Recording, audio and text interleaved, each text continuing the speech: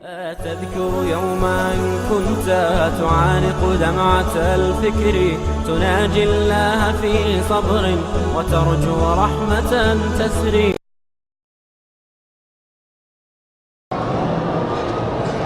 کہ اللہ تعالیٰ نے سب مخلوق کو پیدا کرنے سے پہلے تھے نبی کے نور کو پیدا کیا. روایت ضعیف ہے، عقیدے میں حجت نہیں بن سکتی.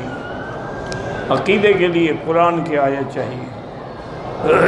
اگر اللہ نے ان کو نور سے پیدا کیا ہے تو پھر قل انما انا بشر مثلکم کا کیا معنی کرو گے کہ میں تو بشر ہوں؟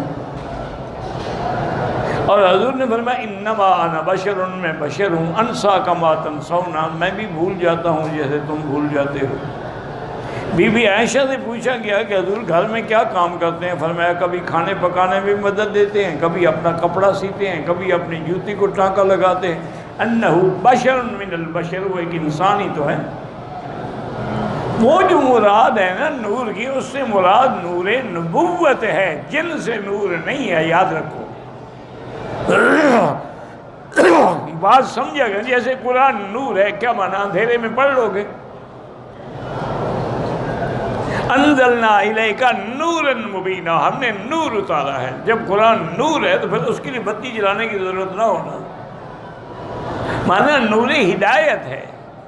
ہر ایمان والا نور ہے. اللہ ولی الذین آمنوا یخرجہم من الظلمات الی النور. تو جن احادیث میں حضور کے نور کا ذکر آیا ہے، نور نبوت مراد. اچھا اگر حضور خود ہی نور تھے تو دعا مانگنے کی کیا ضرورت تھی کہ اللہم اجعل فی قلبی نورا وفی لحمی نورا وفی دمی نورا وان یمینی نورا وان شمالی نورا من فوقی نورا ومن، دعا مانگنے کی ضرورت نہیں تھی. وہ بھی نور ہدایت ہے. سمجھا کریں بات.